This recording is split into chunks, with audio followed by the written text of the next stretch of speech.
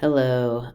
So I thought I would just show you an example brainstorm that I did. And I did this a while ago as an example in a class, and I forgot to make a video of it. But here it is. So I wanted to talk through what I might do for this multimodal proposal assignment. And the way I brainstormed it was to list a bunch of different communities I belonged to here. There's my cat in the background. Identities and communities, right? And then communities. And these get pretty specific at different moments here. But I was just kind of listing as many as I could think of off the top of my head.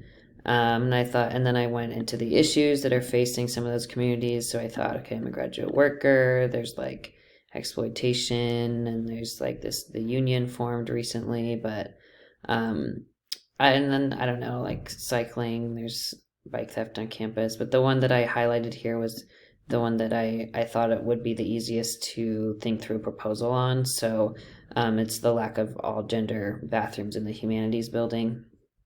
So this is just something where I've talked about it with other people, and we've been like, yeah, we have to go, two buildings over to try to find a bathroom to use.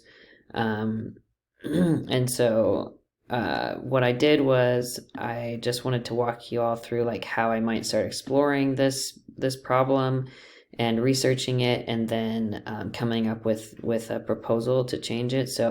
Um, so here's the problem, right? There's no single stall or all gender bathrooms in the building where my office is.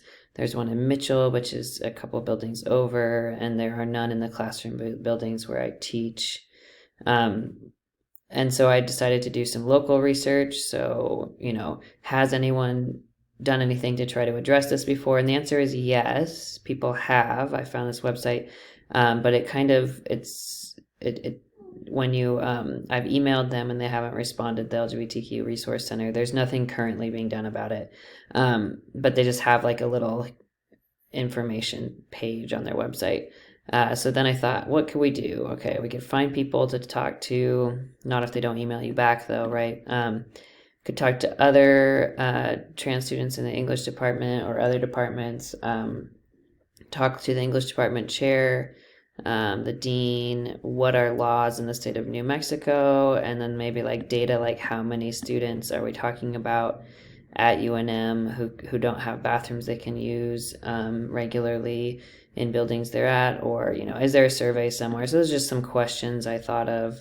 And then I thought, so that's the sort of local approach, right? And then the national approach is thinking like, what have other universities done, but similar universities, right? So don't think like, oh, like a small liberal arts school in like Maine, right? Like that's just a very different place. So instead, I would look at other state schools, um, maybe other Hispanic serving institutions, similar size, maybe in the Southwest, but also it could be, I mean, anywhere. But just what is being done other places, um, and then are there studies about this, right? Sputnik, shh. And then just kind of general research about why it's important to have inclusive bathrooms, especially, and also research about like bathroom bills, anti-trans bathroom bills, and stuff like that. Um, and then yeah, so what other people have done? What I found is petition for more all gender bathrooms. Sorry, I don't know why my cat is freaking out. And I did find at UNM, someone made a map of where all the bathrooms, the gender neutral bathrooms were. Um, but that's not readily available anywhere, so not super helpful. Um, and then, and then I wanted to brainstorm. I wanted to show you all a brainstorm of like what it looks like to think through an audience for this. So, audiences I want to address are, other trans people who also have this problem at UNM, okay? And then maybe people who care about inclusion and access. I think like LGBTQ Resource Center, maybe queer clubs on campus, the university's diversity, equity, inclusion, um, department, and then I thought, there's no point in addressing like transphobic people, or whether wherever those people are, whatever departments they're at, right? Like, there's no point in being like, look, it's entering that conversation that's arguing that like I deserve to, just be able to go to a bathroom.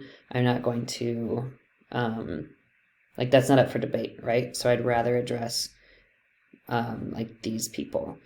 So then the form that this could take, it could be that maybe I'm like, oh, I need to just write up like a proposal after I talk to some people in the English department. Maybe they can help me write a proposal for installing new bathrooms in the humanities building.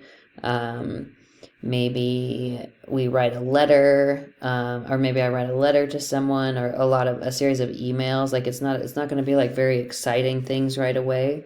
But I could also come up with like a plan, right, for UNM specifically, and that could look like looking at bathrooms that are like old and already need to be like redone or something. It could be like revamping that map, maybe making it into an app or something, so that's more useful for people to find bathrooms, things like that. Okay, so what I don't want you to do, what I am not doing, you'll notice, is I'm not going to make a slideshow about the issue of like where trans people go to the bathroom. I'm coming up with a very specific. I'm doing specific research based on UNM, and I'm coming up with a specific proposal for UNM, right? To be like, here's the problem, and here's what like I suggest,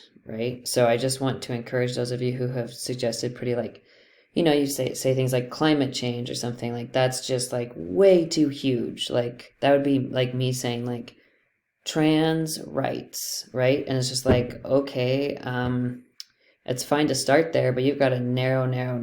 You've got to come up with something specific and local, and an audience to address, right?